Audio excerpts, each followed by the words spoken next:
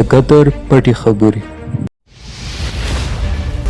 السلام علیکم، زیم سمیم زلان او تاسو ګورئ زلان یوټیوب چینل. د افغانستان تاریخ د بېشمېره جنګونو او ناورینونو څخه ډک دی.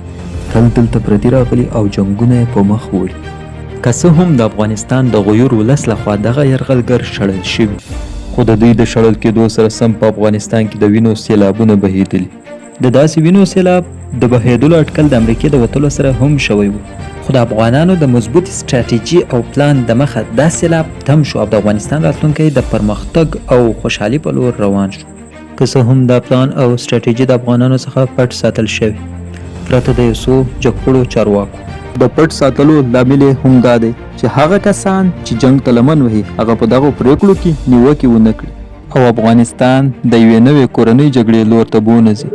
اوس موږ ورځو هغو تر پردې شاته خبرو ته چې په قطر کې شوي. کله چې په کال 2020 د فروری په 19 امریکا او طالبان توافق ته سره ورسېدل، امریکا ژمنه وکړه چې زه به نور د افغانستان څخه پښې سپکوم. د دې توافق سره سم یوه پوښتنه ولاړه شوه چې امریکا خو آیا حکومت او امارت به څه سره وکړي؟ آیا یووارې به بیا د تیر په څیر د وینو سیلاب راځي؟ افغانان به په خپل منځ کې یو او بل سره ولي؟ د دې وینو او ناورین د درولو په پار او یووارې بیا د تیر په څیر د ناکامه تجربو د نه تکرارولو په پار د حکومت او امارت ترمنځ د سولې مذاکرات پیل شول. که څه هم دې مذاکراتو ډیر وخت ونیولو، دواړو لورو هڅه کوله چې زیات امتیازات ترلاسه کړي. حکومت ځان ته یو طاقت و، د جنگ د لارې ټول حکومت ړنګول د ټول افغانستان د ړنګولو په معنا و. او همداسې امارت هم د حکومت په څیر په افغانستان کې زیات نفوذ درلود او د جنگ د لارې امارت ختمول د ټول افغانستان ولسوالۍ او ولایتونه په کنډوالو بدلول. د همدې ناورین او وینې درولو په خاطر دواړو لورو ځینې توافقونه سره وکړل. په دغو توافقونو کې یو توافق واک او وزارتونه سره ویشل و. ځینې وزارتونه به د حکومت د چارواکو په لاس کې وي او ځینې وزارتونه به بیا د امارت د چارواکو. تر هغه وخته پورې چې د طالبانو په زړونو کې د حکومت د خلکو لپاره مینه پیدا شي او د حکومت د چارواکو په زړونو کې د طالبانو لپاره مینه پیدا شي او دا 20 کاله دښمني په دوستي بدله شي، د حکومت په امارت او د امارت په حکومت باور راشي. تر هغې پورې به حکومت د امارت په لاس کې وي. ولسوالۍ او ولایتونه به په سوله توګه د طالبانو په اختیار کې ورکول کیږي او د دې ترڅنګ به طالبان هیڅ کوم حکومتي چارواکي عسکر ته د جان او مال تاوان نه رسوي.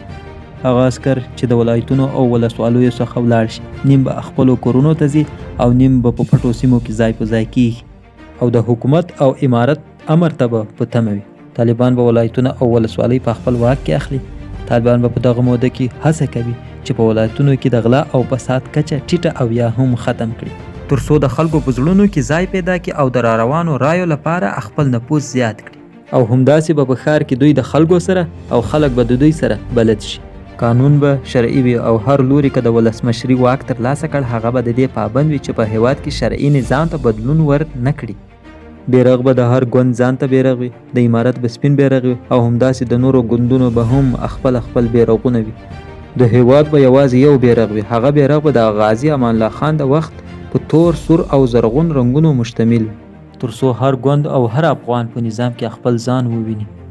امارت به د افغانستان تیرو چارواکو ته په درنه سترګه ګوري او د هغوی د جان او مال حفاظت به کوي. نړیوال به دا توافق د نږدې څاري او هر لوري که د دې توافق څخه سرغړونه وکړه د سخت غبرګون سره به مخ شي. په اخر کې باید دا خبره وکړو چې طالب که د زور د لارې ټول حکومت نیوای نو یوارې به ټول افغانستان ورانوای، او حکومت که د زور د لارې طالب ختموای نو یوارې به د افغانستان ټول ولس ختموای. همدا لامل و چې دا توافق رامنځته شو. او ستاسو ټولو څخه هیله کوم چې د بې ځایه تشویش څخه ډډه وکړئ. حالات په ښه لور روان دي، انشاءالله د سولې او خوشحالۍ ورځې به ووینو.